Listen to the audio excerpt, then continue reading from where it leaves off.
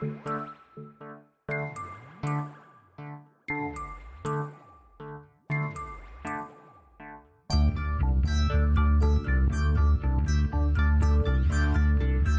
is Continuum Drag, a weekly podcast revisiting television sci-fi, fantasy, and everything in between. This week, Max Headroom, 20 minutes in the future. Great. Terrific. Where'd they get this? Hey, what's it for? Hello, and welcome to Big Time Television. Live and direct. It's Big Time Television, the station where two's company and three's an audience. Where does he get all this from, Reg? And Data. Bloody believable. Welcome to Continuum Drag, the podcast that's so stimulating you might explode. I'm Luke, here's my co-host Jordan. What's real, Jordan? I liked in this episode, or movie, whatever it is, that you get a computer-generated version of what it's going to look like for someone's head to explode, and then we get to see the person explode later. It was a nice little tease. I also like that. Little tease of what was to come. Mm-hmm. And that you heard speaking is this week's guest. My lovely partner Melanie's joining us. Welcome to the show, Melanie. Hello, everyone. Long time coming. I know. I'm very excited. You've been pushing to watch some Max Headroom for a while now. I have. It's finally happening. Why Max Headroom?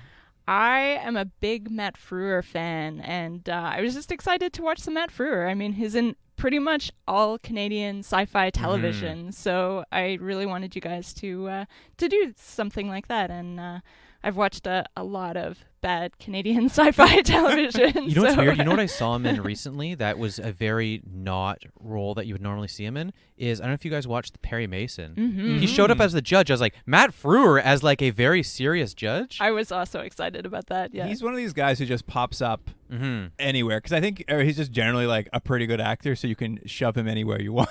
You know what I didn't think he was great in, though? What was that other TV movie we watched, Luke? Generation X. Oh, man. And it wasn't him. It was him doing Jim Carrey doing the Riddler was something else. It was requested. Please bring your best Jim Carrey. Yeah. But I would agree with you. I think he's always a welcome addition to any bad Canadian science fiction movie. He's just like so good at being so he's like very charming and entertaining to watch, but can also be really creepy at the same time, and he like brings those things together in a way that I think works for sci-fi very well.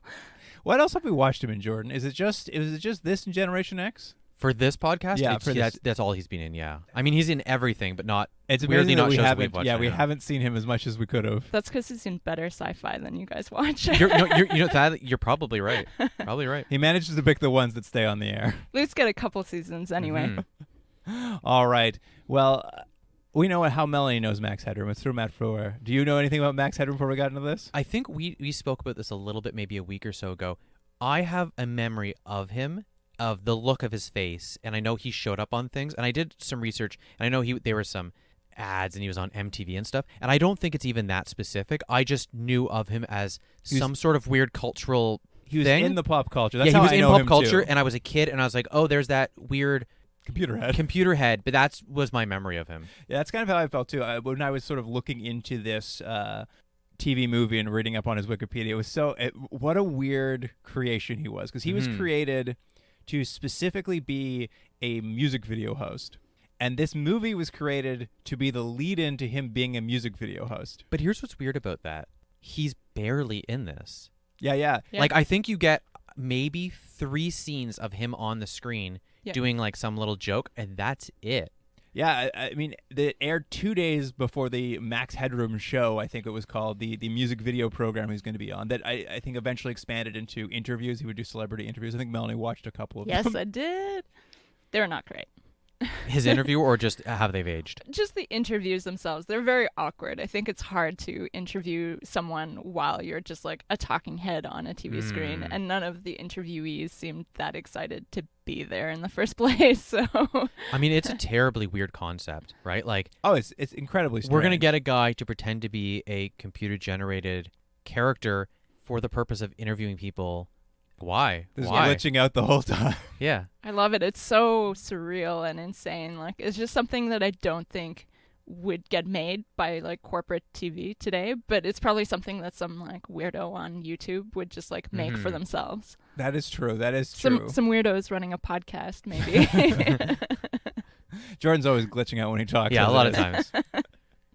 Did you look at because it was later adapted into an American TV series? Because I always assumed this would be the pilot to a TV series, but it's not. Like this was just a weird legend building for a talk show host they were making, and then like much later, some network in the U.S. was like, "Hey, let's make this into a TV show now." Yeah, I wasn't sure. I read that as well. I wasn't sure how the like IP worked for that. Like, it's odd to be like, "Hey, there's an element of this movie and an element of this interview show that we're going to use," and they just did. I'm sure the original creators had some sort of input, but it was odd how that worked. From what I could tell, and I could be slightly wrong, is there's a company that just owns the IP to Max Headroom, the concept of the character, and I think they are a marketing firm, or an advertising firm.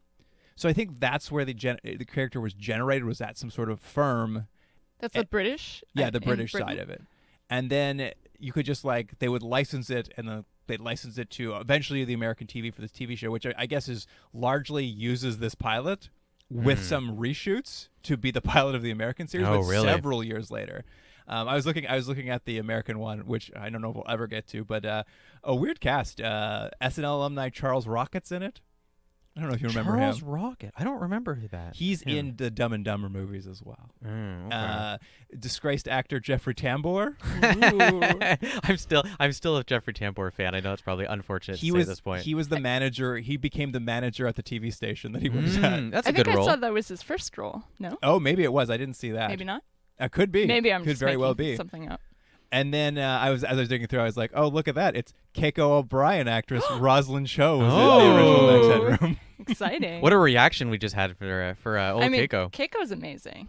What was her daughter's name in Deep Space Nine? Do anyone remember? Molly Oh, O'Brien. nicely done. I even remember the son's name now. What was that? It takes me a second to think of it because it's a combination of two names on the show. It was Wo Cisco? Kira Yoshi. Oh, yeah. What Because about Kira second? carried her as a baby. What about second Molly? Did Molly too have a? No, Molly 2 was just Molly still. Anyway, we'll get back to Nerds. some Max Headroom here. Before we get into the episode, Jordan, of course, I looked at what was happening in the world around the premiere date of April 4th, 1985. I've only got a couple of things here because I just tried to be laser focused. The first, well, they're both for you. They're both just for you, Jordan. Wonderful. March 31st. The first WrestleMania happens. Oh, the first WrestleMania. Now, was that the one? I don't think it was. I think it was WrestleMania 3 where Hulk Hogan and Andre the Giant fought. I think that was the big one. It is not. You want to know who the headliners were? I'll see if you can figure it. It was Mr. Wonderful and Rowdy Roddy Piper versus, can you guess who they versed? Ooh. The tag team? I'm going to guess Nikolai Volkov and the Iron Sheik. It was Hulk Hogan and Mr. T. Ooh. Oh, that's right. Yeah. Okay. What Sure, a start. Sitting at home. I was in the 1980s a huge Mr. T fan. He was my hero. I don't know anything about wrestling, but I know Mr. T and I know Hulk Hogan, so. Yeah, they really lasted. Roddy Piper did okay. I had no idea who Mr. Wonderful was. Mr. Wonderful, I believe, is dead. Almost all of the wrestlers are dead. Yeah, I was going to say. Yeah. It's pretty easy to be dead now. Yeah. And for our show, there was one other series that finished airing about a month before this aired. Well, I don't think it's Automan, which we were just watching, because I think that finished in 84. 85. I mean, I know you'll never remember the titles. You were just... Is it, what were the British Star Cops? What year was that? Oh, I don't know what year that was. 90s, wasn't it? Oh, it was the 90s? But it was Otherworld. Oh, Otherworld. Oh, yeah. Oh, I never remember the title. You to would that. just describe it as the family. The family who traveled. Yeah. Yeah. All right, well, let's get into it. And the dad kept having affairs everywhere he went. Yeah, that's what you remember the most. I know that's how you always describe it. Here is the IMDb summary for Max Headroom 20 minutes into the future. In the dystopic near future, a crusading TV reporter investigates news stories with the help of a wisecracking computer version of himself. And that was courtesy of Kenneth Chisholm. I don't think that's the plot. I mean, plot might be a stretch for this 50-minute movie, but Yeah. I think he might be confusing it with perhaps a later TV show. Yeah. Does he team up with himself? Not at all. I wouldn't say that at all. That is a different show entirely. Now, this has a real dystopian look to it, right? Like, Absolutely. it's very dark and everything's kind of broken. I think there's shots of, like, I don't want to say homeless people, but people that are down on their luck and they're, like, watching TV in some sort of, like, electronic graveyard. Did they mention what had caused the world to be like this, or is this just someone's projection of what they think the world's going to be? I think it's just the future where 20 everything's minutes? run by 20 television. minutes. 20 minutes into the future where corporate TV runs everything and everyone else is just sort of glued to the television or living in the streets. I mean, I think it's grabbing onto that like cyberpunk aesthetic and like landing it.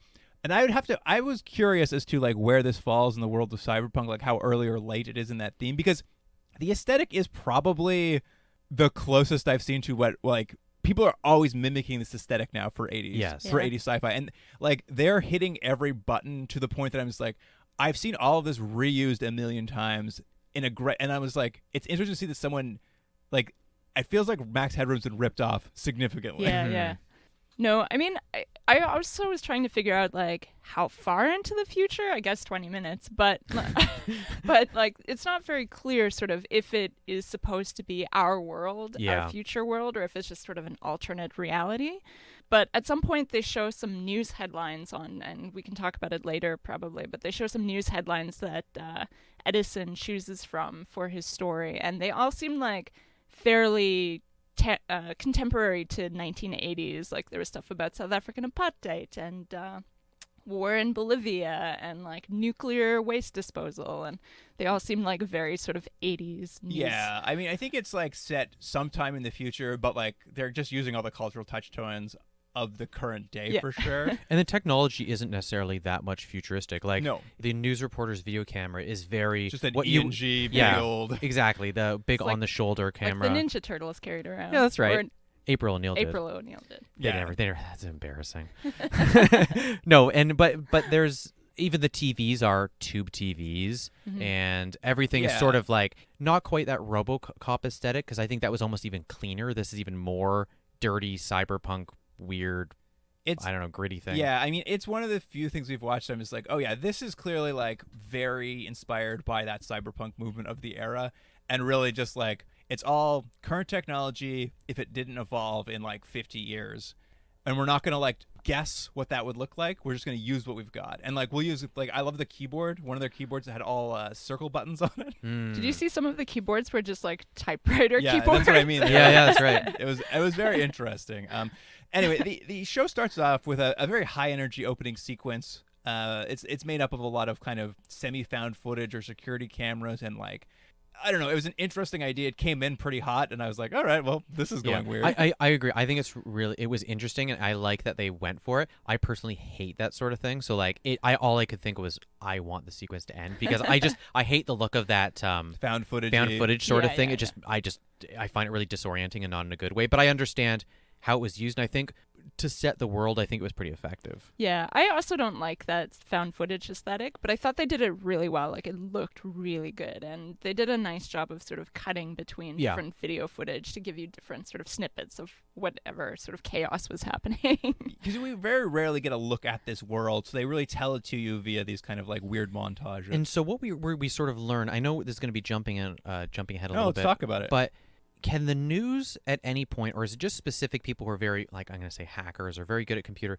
able to tap into security systems of buildings to get footage they want? It seems to me that it seems to be a little bit of it, because we meet the reporter Edison Carter, played by Matt Frewer, of course, with more hair than I've ever seen on his head. I thought the Oh. same thing. He looks so young. It's crazy. And he's the host of a TV show called What I Want to Know Show at Network 23. Mm-hmm. And Network 23 is like the #1 network in the UK. It has this huge towering skyscraper that's over top of dystopian London, basically. Like most Yeah. people are quite poor, but the wealth gap is obviously huge. And I didn't think it was the best matte painting I've ever seen. But I do like that look, so I'll forgive it, because I love in sci-fi the old matte paintings to show you what the world looks as opposed to a CGI build. I always just think it looks better. Yeah, it looked really good. I also thought it looked very cool. Did you guys catch the tagline of Network 23? Oh no, what was it? The network that means business. Oh, that's right, that's right. Yeah. I actually was like, is this going to be a business television network when I heard that? No, they're just very serious about news. They mean business. And Edison Carter, as the reporter, is being helicoptered into an explosion at an apartment complex when we see him. And this is where you talked about it, is like they cut back, and it's going back and forth between him arriving and he's talking to his controller, quote unquote, who works at the station. And this controller does seem to be, he's like half live editing the show like you'd expect like a news reporter or a news controller to be doing. But he's also kind of hacking security cameras, like feeding information to Edison to help him get where he's going. It does seem like he's like half a hacker, half an editor, and like he's really that like man in the control room kind of deal. It's a weird job. Well, he has to control both the camera feed and hack into computers and all like splice that all together live. I was like, that's a much harder job. Yeah, it's very funny. That controller job seemed very interesting. And he had to look out for Edison as well. He was like making sure that he got out of the building safely or something. I thought Edison's had a bit of an overreaction personally. Well, what happens is as Edison arrives at this explosion, he gets the call that apparently the higher ups at Network 23 have pulled this story, so they're not going to let him go live to air with it, and he won't have it. He tells his controller, "Get me in through the back door," and his controller cuts him off. He's just like, Gorister is the guy's name. Gorister cuts him off. You're not allowed to do that. So basically what happens is Edison tries to get around the back. Some, I don't know, weird thugs attack him. I have no idea where these thugs came from. And Edison like barely escapes the building and gets back in the helicopter and like flies back to the news floor of Network 23 and punches that controller right in the face. Yeah.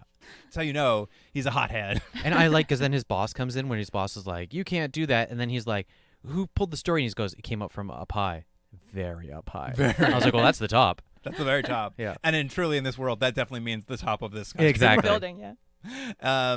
Speaking of, we hop up to the Network 23 executive level, right at the top of the building. There's the head of the board, Mr. Grossman, great name. Yeah. For a bad guy. They're checking out the ratings with the other executives and talking about a big advertising deal they put together with the New Tokyo Corporation, Zigzag. That's right. I was like, this was probably a very funny name to like call the big corporation in 1985. But I was just like, this is just TikTok. Yeah. I'm like, this is just what we call things now. Yeah. Google, TikTok. Zigzag would fit right in. Yeah. They were prescient. Honestly, they were a little prescient at times in this episode. Zigzag is very into Network 23's new innovation, Blipverts. Blipverts. I liked Blipverts. I like the name of them. What's a Blipvert? A Blipvert is a minute of advertising compressed into 30 seconds. Is that right? 3 seconds? No, it's 30 seconds into 3. Oh, sorry. Yes, they found a way Got to the math wrong. They found a way to put 30 seconds into 3 seconds, which isn't that hard. Yeah. Using some sort of electrical impulses or something, right? Yeah. Yeah, well, the Blipverts have an unexpected side effect. Only on the sedentary, though. Only on the sedentary. So If you're a lazy slob watching TV I all believe they day. say Yeah. it only affects pensioners, the sick, and the unemployed. Yeah. Poor unemployed. But what happens, Jordan, when you watch a Blipvert? So if you're watching a Blipvert, somehow the compression of 30 seconds to 3 seconds is too overwhelming for people who just sit down all day that it explodes them. Yes, their nerve endings blows them can't up. take it. Yeah. Which is, I thought, a fun idea. And it is really the plot of this is that this company knows this is a thing, and do they go forward with it, or are they kind of hiding it? That's the kind of the plot of this. That's basically what the premise of it is. Right, Spoiler alert, they go forward with it. Yeah, that's true. You'd Well, there's never not much guess. of a show if they don't. It was really great because when we see this, they're like, show us the Rebus video, and the entire board like watches a man explode. We don't get to see the video at first, but then later they actually will play it for us, and that man explodes great. Yeah, I he was does. very excited about it. It was like appropriately gory. And when he explodes, it's just his skull. All his flesh just explodes off his body. It was a very good person exploding. It's true. And so Mr. Grossman with the board, they're like, well, we got to deal with this. Let's call up the creator of Blipverts about a solution for the situation. And they call up a 13-year-old sociopath named Bryce. Yeah. What'd you think about him? I think a 13-year-old sociopath as the core villain of your show is the funniest and most interesting you could do. And this kid is crushing it.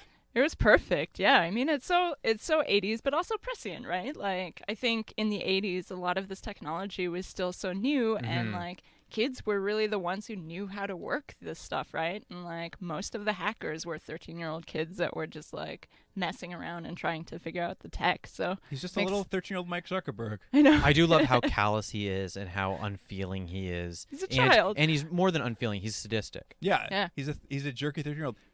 He's acting on his chin. He's great. I loved him so much. I'm like, this is just a 13-year-old. You didn't hire a 23-year-old to play him, and he's just like appropriately cruel. I think he says they're asking him. They're like, "Hey, can you fix these blip verts?" And he's just like, "I don't know." He's like, "I just built the bomb. You guys drop it." Yeah. Yeah. It's good. I'm like, fair enough, kid. There's some good dialogue in it, actually. Yeah, it's a lot of fun. And basically they're worried because they're like, "Hey, that Edison guy got real close to that explosion at the apartment building. Someone's gonna figure this out." And Bryce is just like, "I don't know, man. Just kill him then. I don't have to. Why do I have to figure this out for you?" His real concern for most of this is that he just really wants to build this CGI parrot. Yeah, I love that CGI parrot he wants to build. It squawks. Yeah, that's it. That's really what he's concerned about. He's like, why are you guys bothering me? Do you see I'm working on this parrot? I know, they're like, "Can you fix this problem?" He's like, "I got a parrot. I scan him into a computer, and now it squawks on my computer. I'm real busy." But really, like, the network's major problem with his suggestion that they assassinate Edison is just that he makes them too much money, so they can't kill him off because he's just too good for the network. Yeah, he's a popular news reporter, and not only that he makes too much money, but that if he disappears, people will There'll be notice. questions too. Yeah.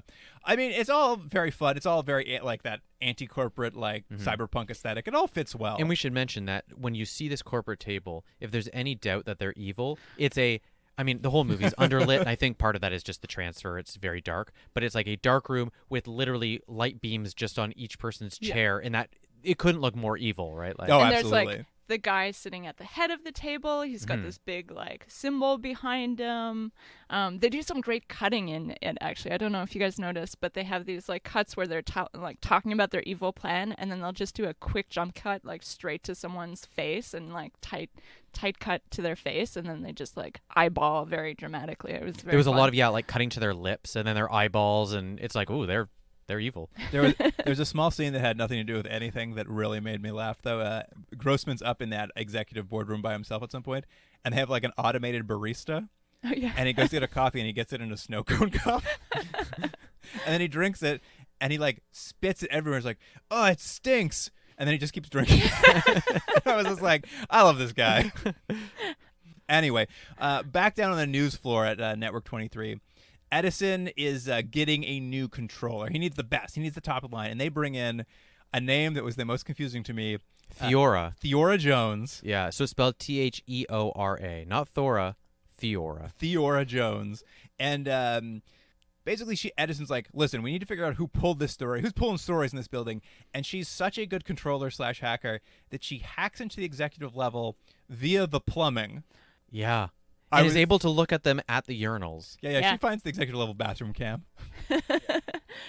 That sequence with the animation, like all the wireframe fake, like, computer graphics is so good. They did such a great job with the computer graphics, and it's like, it's crazy because they wouldn't have had the technology to make those computer graphics like in 1985. Yeah, it had all been animated. It would have been like, honestly, that aesthetic is still being used to this day. Like, that's now the nostalgia for that aesthetic, and this, like, they're nailing it on the head. But it's so funny when she's like, "You can't hack into the upper level. Let me just go to this toilet," and then you just see it go down a pipe. You just see a diagram of the pipe. Yeah. But it becomes a bit of a thing for this whole show is that anytime, not that it happens that much, but anytime Edison is out running around, she can be his eye in the sky and go, "I'm going to hack into this computer. Now I'm going to go into this room," and you can go left. She becomes like a live Google Maps. Yeah, with that wireframe. Actually, it's very funny. All that wireframe footage they're using is almost identical to the wireframe footage in Jurassic Park when the little hacker girl's like shutting it. Like, true. It looks identical. I'm just like, they really crush it in this movie in some ways. Did you guys like the bathroom? Did you notice the bathroom, the the executive bathroom with its like wallpaper? Hawaiian sunset wallpaper Very and good. Hawaiian like music tinkling in the background as they're standing at the urinals? I wanted to go back to, Melanie, you'd mentioned the fact that when they hack into this executive level, they get to see all the like uncensored news feed that they could cover, which I didn't understand why the executives have this. But I wrote down a few of the headlines just because they made me like, one was just about like a missing nuclear missile or a sniper who's shooting TV aerials.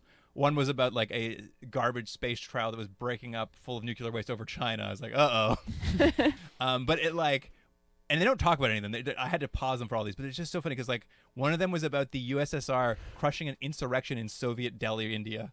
Huh. I did see that as well. I was like, And you mentioned the South African one, which I actually think was a little fucked up. I mean, But the South African was the fight for white rights in South Africa. Well, you know, it was 1985. Yeah. Well, it seems to be postulating that the situation had flipped to the polar opposite, and now white people lead it all. It's like, listen, you guys, not going to happen. I mean, that is the current argument by white supremacists in South yeah, Africa I'm sure and they are. elsewhere currently. So, Still think the media shouldn't cover it. yeah, probably not. Well, they also chose not to cover it. It's That is true. true. He was like, He's like, we can't Fake do news. this, guys. This is too much. The executive level even knew. Just keep this one. yeah, we don't need to talk about that. At any rate, where it really gets them what they need is that bathroom camera, because two executives come in to use the urinals and are complaining about this blipvert problem. So Edison hears all about it. This, I think, is the most unrealistic thing in this show. Do you think two men going to a urinal are going to have a long conversation at the urinal? No one ever speaks at the urinal. You don't have a chat at the urinal? No one speaks. It's just the sound of water running. That's it. And Hawaiian music. And Hawaiian playing in the music, Yeah, background. because it's very nice. That's the bathroom. only thing I couldn't believe in this movie. With this information, Edison kind of rushes up to the rooftop, and because I guess this is all like, it's sort of that premise of like 24-hour media like that we have today, is like this executive is being interviewed as he's about to leave for New Tokyo to sign the Zigzag contract, and Edison basically intervenes and says, I'm taking over this interview, and basically tells this guy's like, what's this about the blipvert problem? And he basically cuts the interview, but this executive like comes clean. He tells Edison everything that's going on. He doesn't even like hesitate.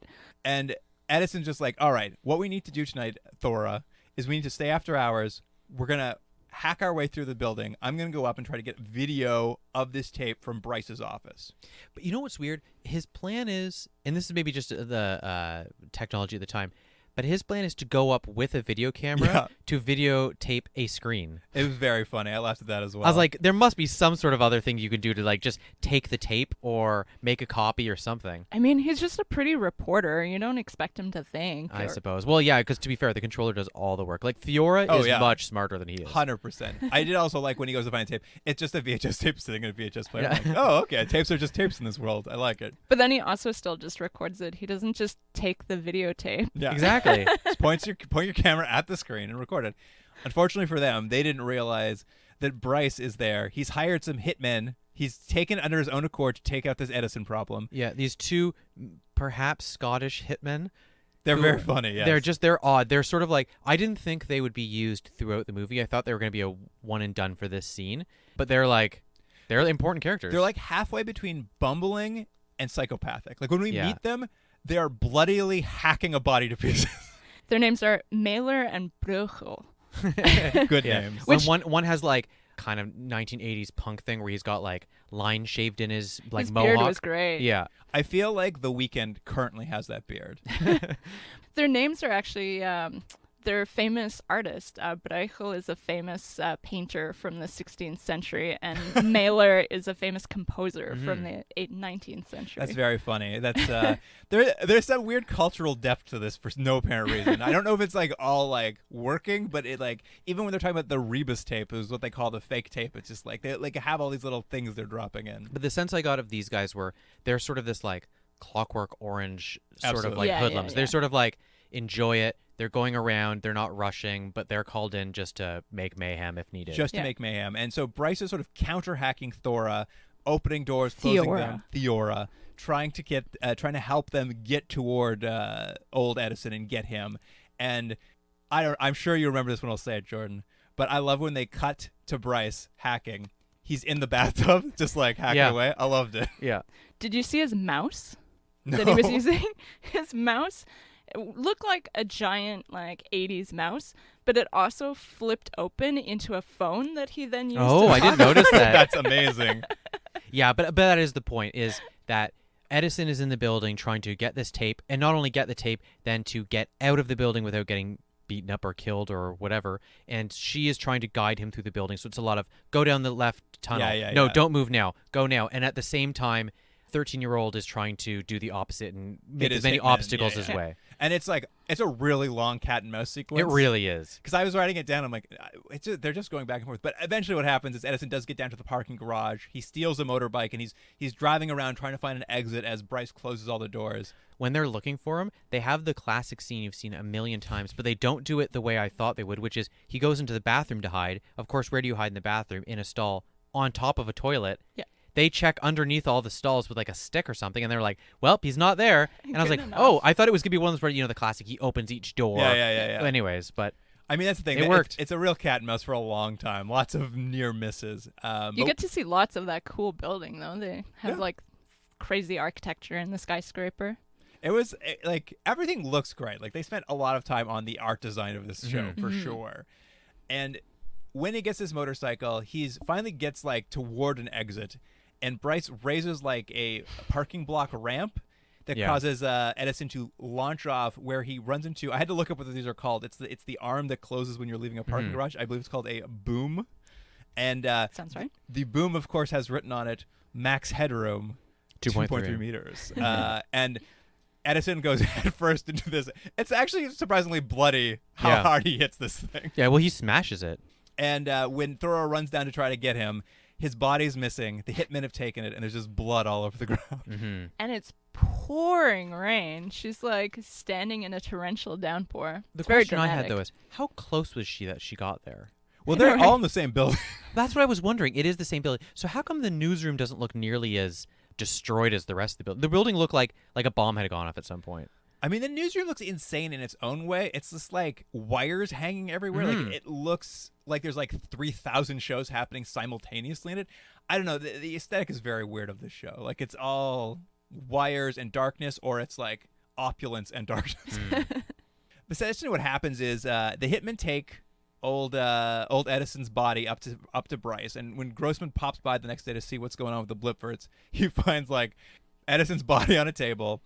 Bryce is like, "Hey, listen, I hired those hitmen to take him out. Well, what we're going to do to cover this up is I'm going to scan his face and his brain into my computer. We're going to create a computer-generated pixel just like my terrible parrot." Yeah, he's so into it. He's like, if you thought the parrot was good, which no one cared, he's like, I'm going to do the same thing to this guy, and then thus your problem is taken care of. No, he's gone. No, and I'm going to have created this digital version of him, and then I get to do what I like doing, which is creating digital versions of things. I like to, like, they're like, no, I'm like, oh, that's PlayStation 1 graphics. People will notice. Yeah.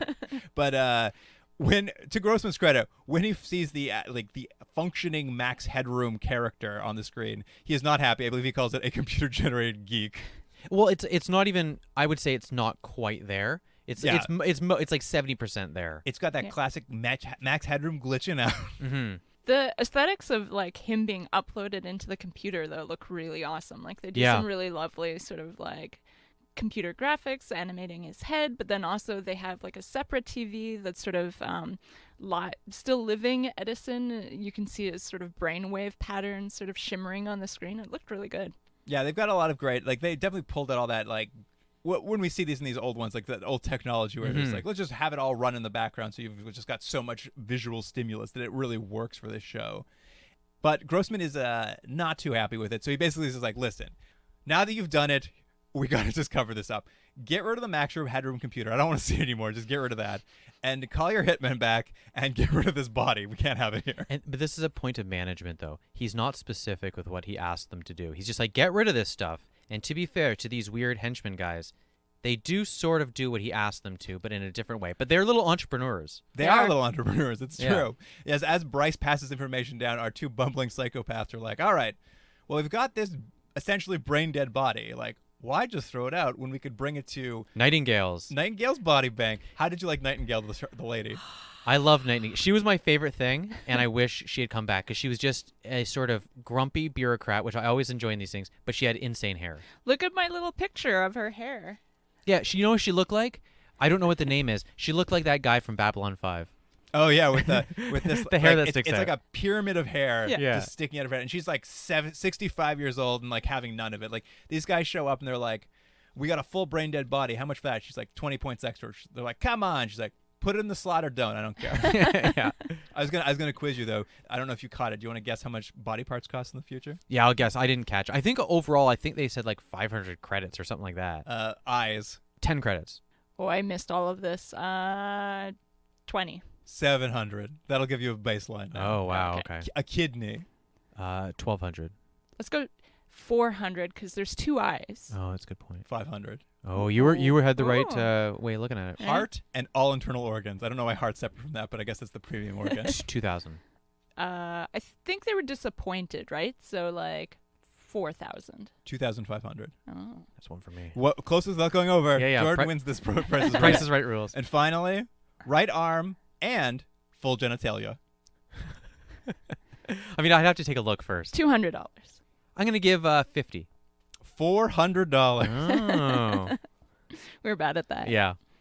Neither of us would get a good deal at Nightingale's. I really tuned out at the math part. They started listing numbers, and I was like, not for me. They really do. But anyway, they unload this. They unload Edison's body. They slide it down a little chute into the body bag, and they next decide it's time to unload this Max Headroom computer. So let's just bring it to a rival pirate TV network, Big Time. And you know what I like, though? It's not that they're taking the program. They're essentially just taking, like, someone's CPU that just happens to be running this program, and like, I guess we'll just take the whole thing. It's like, why didn't he just like hit delete? Yeah, there seems to be this idea that Bryce tells him to put it somewhere safe. Like, he wants his computer generated guy back one day when the heat dies down. But they bring it to, I liked Big Time television. Mm-hmm. Yeah, it's all out of like a big pink camper van run by an old punk named Reg. Blank Reg. And owned by I believe her name is Dominique, this other lady who's just like trying to make ends meet and pay her creditors back. Now, what does Big Time television actually air? Because at first I thought it was just music videos, but it's not. My understanding is they just find whatever free old VHS tapes they can find. Because at some Right. point they say, like, put on The Wizard of Oz. Oh, okay. And they said something about video kids. I think they're a little bit like YouTube, where they just like collect like random junk that people have made by themselves. Yes, well, it's resulted in very low viewership. I believe it's 2. Right, but it's like a pirate TV sort of thing. Absolutely. I mean, it's weird because it's pirate TV, but it also is on. Later, we'll see they're in the ratings, so people can check how many ratings they have.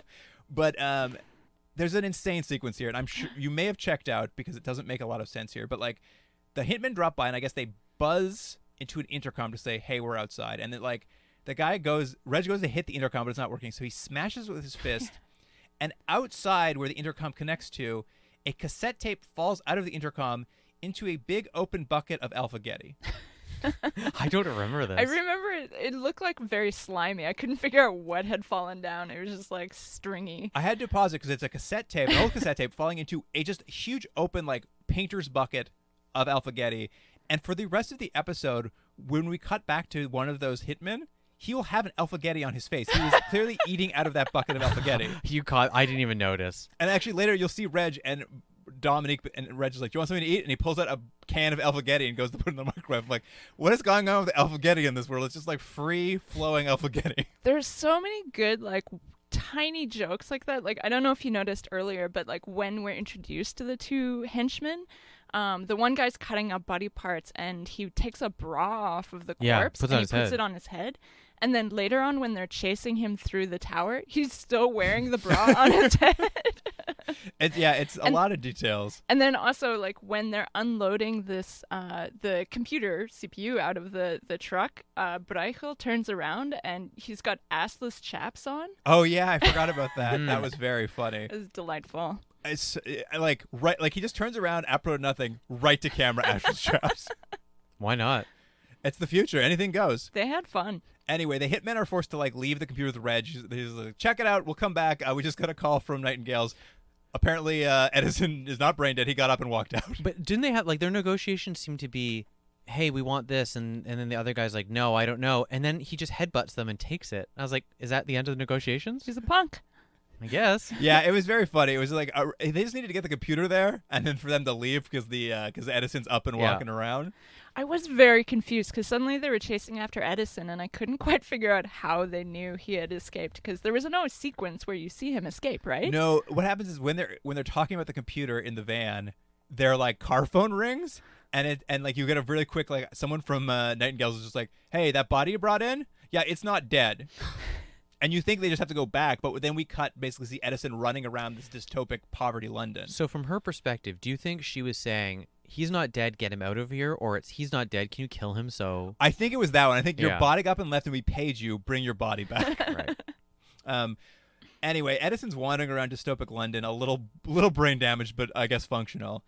We haven't mentioned it, but when you think of Edison, just imagine him carrying that video camera around with him at all times. It never leaves his hand.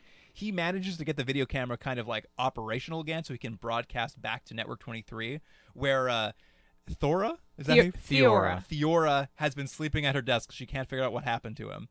And as she's waking up that morning, I believe the morning show at Network 23 has started called Dr. Duncan's Video Symptoms. Yeah. I think this is a show you'd watch, Jordan. Yeah, I'm a big fan of Dr. Duncan. What happens in an episode of Dr. Duncan's? In the morning, he starts with pimple popping. That's always a favorite. But what do we see of the actual show? Oh, in the actual show? I don't remember. Isn't it just an old guy pulling his pants down or something? Yeah. Some old man's called in with his video camera being like, I've got some weird symptoms. And the doctor's like, show me what you got. And the man just drops full ass to camera. Yeah, my note to that was, what am I supposed to be getting from this?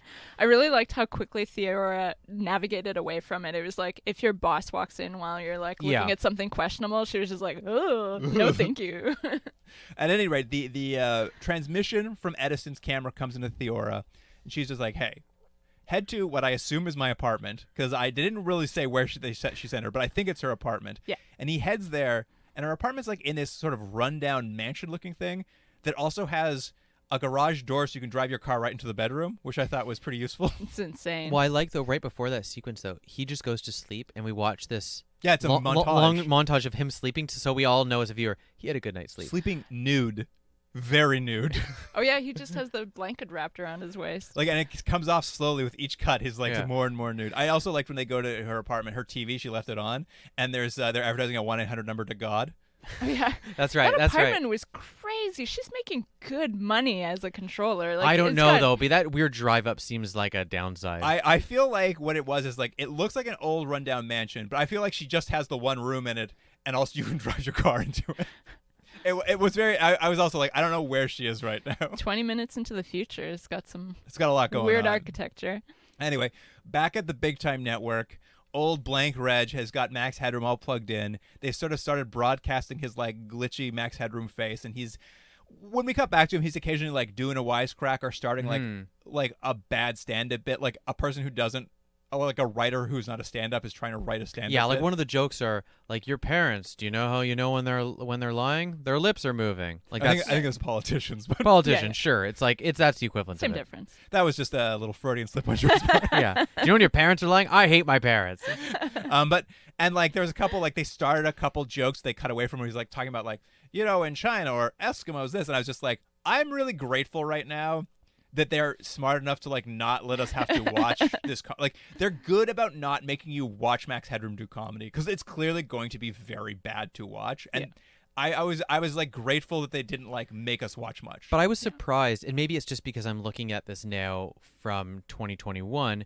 But I thought he was really the selling point of this, and maybe like it almost felt like it was an unintentional thing that people were like, we like this one little bit of this movie because he's not featured. I wrote it down. He makes his first appearance like Max Headroom at 42 minutes and 9 seconds into this. Like and then he's in for again maybe 3 scenes. The like, movie it's crazy. is 57 minutes long or something right, like that. And like, it's called the Max last Headroom, 10 to be minutes. fair. Yeah, it's not called Edison, whatever his name is. That's why it's so bizarre, because it's quite interesting that they're like, hey, Max Headroom's going to be a very interesting video host, but this character cannot sustain a show. So we're going to make this origin story for him, but he's going to be minimized so that you'll tune in 2 days and start watching him host music videos. It's a weird follow-through, but I think it's the right call, because I realized once Max Headroom started talking, I was like, I don't want to watch Max Headroom talk. Well, that's the thing. You only want to watch like 20-second clips of him, and that's perfect for music videos, right? Because you're showing a bunch of other things, and like he's just like... He is an advertisement, right? Like he's just sort of a small blip, and then you do something else for a bit. And I don't know if we describe, for anyone who doesn't know what Max Headroom looks like, he's Matt Frewer, but he has like prosthetics and makeup on him that to make sort him of look like edgy. Like to edges. make him like a polygon, sort of like his edges, and then he has like that sort of like now stereotypical 1980s like laser background of like angled pink lines and then angled blue lines behind him, and he sort of, as you said, he sort of glitches out constantly, like you see the static and things. But it's really crazy. Like again, they wouldn't have had the technology to actually make that a CG thing. So all of this is practical effects, right? Like so, it's all just prosthetic makeup that he's wearing, and he looks good. Like he looks like what they're trying to have him look like. You know, all the glitch effects are just him like acting glitchy, and then also dropping frames, or like I read somewhere that they used a sound looper for a lot of his later stuff, where they would just do live sound and like just repeat his audio back a few times. But yeah, It's very cool. It looks really good. I mean, Max Headroom is something you kind of want to look at. I was just like, See, that's where I think I disagree. Like, I know you said, like, I'm not going to disagree that he's not funny, because he's not funny. No. But watching this felt like the entire time, I was like, I want to see Max. You're like, Headroom. where's Max? Yeah, I want to. And it's like, another dark room where people are talking about stuff. Like, that's what I wanted. So Yeah. I kind of felt like I was missing that. I could have guess- used more, I think, a little bit more, but Yeah, I guess where I'm coming in is like, not that when I came into, I thought it was gonna be a lot more Max Headroom. The thing is, once I started seeing what Max Headroom had to say, like it's all like really bad, edgy humor. I was just Yeah. like, I was grateful I didn't have to be subjected to it. they say that one of his benefits is that he's funny, but he's like, his humor is very lowbrow. However, the ratings start I know, skyrocketing. 2 to 1,000, Yeah, that is a big jump. and the advertisers are calling. Something's happening at big time. People love Max Headroom in this future. Hmm. We cut back. We're at the boardroom of Network 23. They're in the perpetual debate of this episode of whether they put Blipferts on TV or not. They've decided to briefly pull them, so I think they've been off the air for 10 hours, and ratings have dropped 3.7%. Yeah, and they're really upset about it. That's 26 million consumers, Jordan. Mm-hmm. I mean, that's a big number. I guess. And the other executives are debating like how they can offset the losses. Like, do we air Rat Killers again? What about go porno early? Yeah, but what the really argument is Blipferts are working for them rating wise, Yeah. but they know there's this detrimental effect, and not more than a detrimental effect. It's killing people, but it's the ratings. So it's the argument of, are we going to get the ratings and kill people, or are we going to not get the ratings and The slight loss Yeah. of ratings and Yeah. lose the Zigzag contract. And of course, Grossman's like, F it. We're doing it. Put them on. Consequences be damned. And ratings sort of return to normal. And they're kind of watching a rating screen as their bar goes back up. And we get to see all the other various TV channels? TV channels. I only wrote down my favorite ones, but I'll tell them to you because I love to see that kind of I know, detail. you know what's funny? I was gonna write them down. I was like, I know Luke's gonna write it down. I don't need to do it. Most of them were kind of dull. They were just like generic ones. But there was BBC 126. Right? There's See quite the a few BBC. BBC channels. And there was also BBC DIY. There was Horror Viz Yeah. paired with Pornovision. Yeah. And then, of course, Rubbish TV, rubbish spelled with 18, of course. Ah. The 1 and the 8 are the S and the I and the S. Well, you know what channel it is. At any rate, those were the big stations. And essentially, they're like, great, our ratings have returned to normal. And as they're looking at it, one of the people's like, hey, check out that little one, that little big time TV. It's really growing. It's only got 1,000, but it's really exponentially growing. We should tune in and see what that is. They flip it on, and Grossman's, of course, shocked to see it's Max Headroom on the television. He's sure he had that destroyed. Yeah, he did mention to him, guys, get rid of this, and so he assumed. He's very annoyed. So Grossman rushes down to Bryce's office to confront the 13-year-old about how Max Headroom got out. And when he gets there, Bryce is tied up with his lips taped over because Edison's broken back into the building and basically forced Bryce to tell him everything that's going on. These are I'm telling it sort of out of sequence, but basically this is the important beats. And Grossman's like, all right, well, we need to nip this in the bud. We can't have Edison walking around still. I thought he was dead. We can't have this Max Headroom character on television. I thought he was also dead. So call up your hitmen. I'll get 2 of my security guards, and let's just head back to wherever you left Max Headroom and take care of this. So they hop in the bloody body part strewn van. Yeah, which that's funny. Yeah, there's literally bloody body parts just hanging around while they're riding the back of the van. There's I was plastic like, bags "Guys, slapping you, them. you could have just moved these out while we're doing this other job. And they head off to where they last saw what's it called, the Big Time Network, which has since Reg has decided is oh hey, this Max Headroom, somebody's gonna come looking for this. They definitely should not have given this to us. So they have packed up their van and taken off. And by packed up the van, they have to put the wheels back on the van before they can go. Yeah. But I do like though that you get that little turn of that these hoodlum guys, as I always wrote them, really are just in it for themselves, because as they're going to where they know Big Time TV is, Big Time TV drives by Right them past them. and they're just like, oh, okay, we're still gonna do what we're gonna do. Yeah, I was also I'm like, that's weird. They should know that's a Big Time van. But as they pull up to where it was, what you come to learn is the hitmen have double crossed them. Yeah. Betrayal! They're working for Edison now, and it's great because I like how morally ambiguous literally every character is in this, because they get out of the van with their 2 security guards, and then the hitmen just run the security guards over. They just back into them, murdering them. And then they get out and they're like, thanks, Edison, we'll take the bodies now. And they just pack up the bodies, and Edison's like, no worries, enjoy those dead men I just helped you kill. Yeah. Yeah, it is funny that he's spending so much effort to crack this story. about possible, some sort of nefarious Exploding people. Exactly, but at the same time, he has no problem with killing people to get his way. Yeah, nobody cares, but human life is so cheap in this world, apparently, that literally no one cares. And essentially what happens is now Bryce basically does a classic gotcha broadcast interview where he shows up with his camera and he's just like, hey, Bryce Grossman, what about Blipverts blowing people up? And we kind of cut back to Network 23 and like the newsman's just like calls up to the executive office like, should we put this on? And of course, one of the executives, the guys, is like, yeah, absolutely. Let's throw Grossman and Bryce under the bus for this. Put this out live. Problem solved. Mm-hmm. And that kind of ends the show. So I guess Bryce and Grossman are now exposed for Blipverts. Big time, we see just driving off into the sunset. Max Headroom's just on the loose now. Yeah. Credits roll. And then did you catch the after credit sequence? No.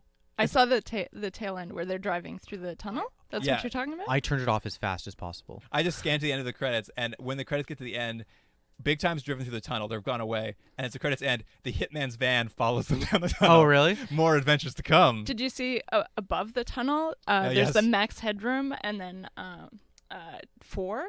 And it was just after it was the tail credits of like who made it, and Channel 4 made it. So I thought it was cute. That's very nice. I did notice Max Headroom was nice. above the sign because I believe they knock off their own antenna as they drive under it. I'm just like, well, that's going to be a problem for your broadcast. Yeah, their satellite dish is smashed. But that's Max Headroom 20 minutes into the future. It is one of the most peculiar things we've watched, I think, structurally. I was trying to think of something that's like it. I'm like, it was kind of like that pool movie, but not really. Like in the same, like this weird version of a dystopian future, but you're like, but also not really. Like the tone was completely different in this. And like, I guess that's it. I couldn't think of another thing we've watched that it's kind of like this. Totally unique. I agreed with that. Like I felt like I recognize the aesthetic, but I'm just like, I don't know if anyone has like nailed this aesthetic to the wall quite like this show. Like aesthetically, it's almost perfect for what it's trying to do. Yeah. I very much appreciated that it came in under an hour. I agree. That was like, they really used their time. Although, really, like, most of the movie happens in the last 10 minutes. So there's a lot of lead up to it. But it was, I was engaged the whole time. I, like, didn't get distracted with my phone or anything. Which, for some of the stuff you guys have been watching, there are definitely, tall order. That's a... Yeah. Well, why don't we get to ratings then, since it seems like we're ready to go. Melanie, out of 10 stars, what do you think you'd give a Max Headroom 20 minutes into the future? Really should have thought about the rating part. I didn't think about that. Out of 10 meters. Out of 10 meters. You know what? I was entertained the whole time. I love Matt Frewer. There was Matt Frewer as a person and Matt Frewer as a robot. There's lots of cool CG. I am going to give it a 9. A 9. Oh my gosh, a 9. I mean, yeah, it's such a weird movie. Like, I didn't know what to expect going into it, and it was not what I expected at all. Yeah. And all the places it could have been like there's lots of opportunity where it could have been bad or offensive or like, just boring. But they seem to have, like, the edit was so well done that they were smart enough to know when not to stay in a scene or when not to do a thing that wasn't working. So I ended up just like enjoying it and just living in that weird world they built with. It has no context, but you didn't need explanation. It was fine. So I ended up just really enjoying it. It was such a weird oddity. I'm gonna give it an 8. I'm really gonna bring this rating down. that's okay. I agree with both your points, and I think it looked interesting, but I hated the look of it. And I thought the use of cameras was really interesting and how they told the story, but I hated it. And just like the plot that wasn't really a plot and it took forever. And I appreciate what this was in the original, but I hated watching it. 4 out of 10. 4 out of 10. Woo. Wow. Well, that probably balances it out to a more reasonable number somewhere between them, I'm sure. Well, I mean, that's, I guess, a strong back and forth. You love it or you hate it. Yeah. Can we talk about the Max Headroom incident, or? Oh, of course. I forgot. You've been researching it this whole time. I did. So, Jordan, do you know about the Max Headroom incident? So, a few years after Max Headroom aired in the States, I think, and he became like a big deal as like the face of Coke and whatever. Yeah, that's right. Yeah. There was a computer's television signal hack for a television station in Chicago where this guy hacked the live TV signal for like under a minute a couple times during the course of an evening. And the hack was like this guy in a suit wearing a Max Headroom mask. Oh, I did see something about this. Being insane and like talking gibberish and like getting his ass spanked and just interfering with the signal. And I don't know, it was just like really interesting that this weird oddity from Britain somehow became such a huge thing in the States, and then like also got taken up in this weird incident. And I think that I don't know, it was just a weird cultural oddity. I mean, I think it does capture a certain like cyberpunk hacker aesthetic that like I think lives to this day in some way. So I could see why like someone who is like interested in trying to pirate a broadcast signal for an evening would be like, yeah, I don't want my face seen, but I'm going to be Max Headroom for the night. And like it's just like, it's so weird that way, that like a show that didn't have any legs and was just it was just basically a talk show has left such a weird cultural impact. People our age, we're relatively all the same age. There's this memory, and like we were saying at the beginning, Melanie, you had a stronger memory than both Luke and I. But like, has it had an impact, or is it just this image that's now floating around? You know what I mean? I think that's what I mean. I think the image is the impact. Yeah. Like, I think he's like, for me, it's like he's the same as Mayor McCheese. I'm like, I remember there was a character, but you don't know what he like. That's the thing, is like, I remember that face, but I don't like. Up until we looked into this, I'm like, I couldn't have told you what he did. Yeah. Like, I have no idea. Like, and even now, like, now that I've looked into it, I'm like, oh, he just didn't really do anything specifically. Like, he was a pitchman, but he was also a music video guy, but he also had a TV show, and he was built to be some of them or none of them. And this weird movie. Well, and this movie, I think, also like takes up a lot of really interesting like anti-consumerist ideas, and like the subject matter of it actually is really dark for like a corporate TV channel, right? Like, it's really trying to be subversive and doing some really interesting things as part of it. And then Max Headroom just ends up a spokesperson for Coke, and like, there's a real it's really irony complicated to it. and ironic.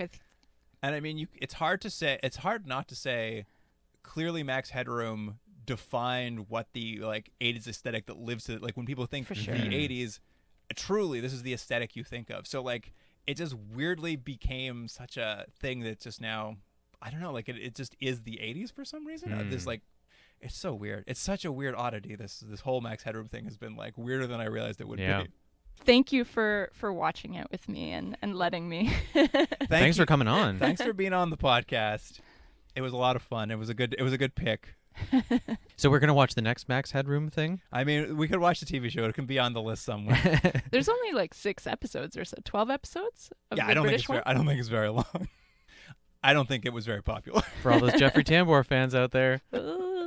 Oh, the British talk show one? It went on for a long time, I think. I think it had 4 series.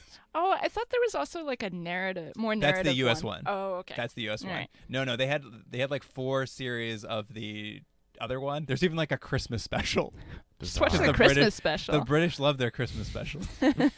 But yes, that'll wrap it up for this episode. So if you have any thoughts on Max Headroom, you can email us at continuumdrag@gmail.com, and of course on Instagram and Twitter we'll have some clips from this.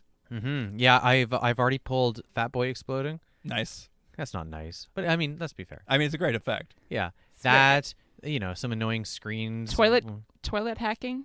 Oh, I don't know if I pulled toilet hacking. I'll have to look. I might have to go back and find that big pot of Alpha-Getty. Yeah, you have to. I didn't even remember that. Because I was watching this thing. I was like, why is there so much open Alpha-Getty? There's a lot of weird things. Anyways, it's worth looking at because of, as you mentioned, Luke, this sort of very weird aesthetic and just look to everything. Yeah. But that wraps up for the show. So thank you for joining us, listener. Jordan, I'll see you next week. See you then.